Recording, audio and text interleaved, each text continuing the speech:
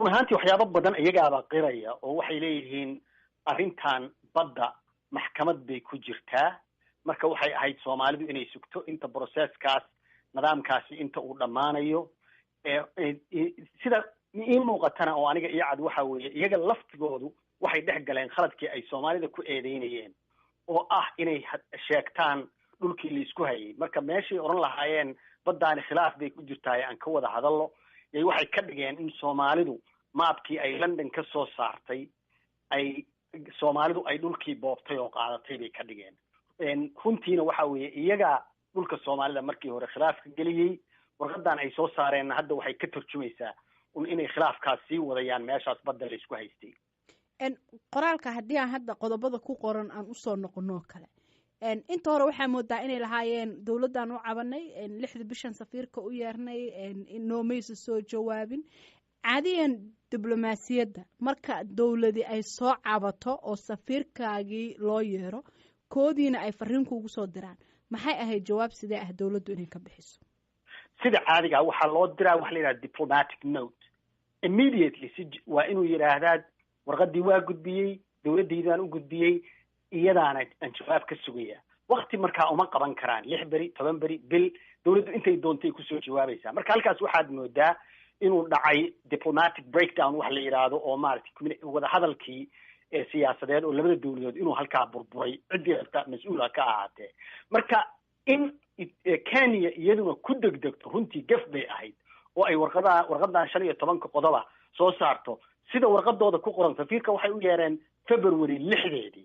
oo ay yiraahdeen waxaan codsanay in maapka khaladka ah oo London laga sii daayay in laga bedelo marka February waxa ka soo 6 beri ka hor bay ahayd waxay ahayd inay sugaan oo dul qaataan haddii ay ka dhabtahay weeye laakiin anigu sidaan hadda tuunsanahay warqadana aan ka dareensanahay 15 qodob waxaad moodaa inay yihiin runtii boob iyagu ay boobayaan awalna iyagaa dhulka soomaalida khilaafka ku bilaabay waxyaabaha ay Kenya hadda sheeganayso waxaa ka mid ah in Soomaaliya ay xiriir wanaagsan la lahayd inay wanaag ka raadisay inay 30 sano culayskooda soo waday inay xuduudaheeda u furtay inay qaxootigeeda maaragtay u furtay in askartooda ay ku dhimanayaan gudihii Soomaaliya sida Soomaaliya nabad looga keeni lahaa sida Kenya wadan darisana ay tahay intaas oo qaxootiga Soomaaliya ay haysaa Soomaali kale ay degan tahay ciidankeeda ay Soomaaliya joogaan arrintan sidee u muuqanaysaa hadda arrintaa runtii aad bay u foolxun tahay labada dalbana waxay u tahay daawac weyn baa ka soo gaaraya inta aad sheegtay baynu wadaagnaa innaga iyo Kenyana waa isku khasban yihiin Soomaalida iyo Kenya laakiin waxaa la rabay arrinta intay ku eedayn lahaayeen dowladda Soomaalida waa daciif dad maaragtay dowlad ma aha isma maamulaan waxyaabahaas oo dhan waxaad moodaa ku talaxtag ay ku talaxtagayaan arrimaha siyaasadda Soomaaliduna waxay ahayd inay ku u maamusho hab deganaansho ah oo isfahama oo ay xaliyaan diblomaasiyaddaas oo kale sababtoo ah innaga dal iyo bad iyo dhinac kasta waa isaga xirannahay dhaqaale qaab kasta waa isaga xirannahay labada dowladood haddii midkood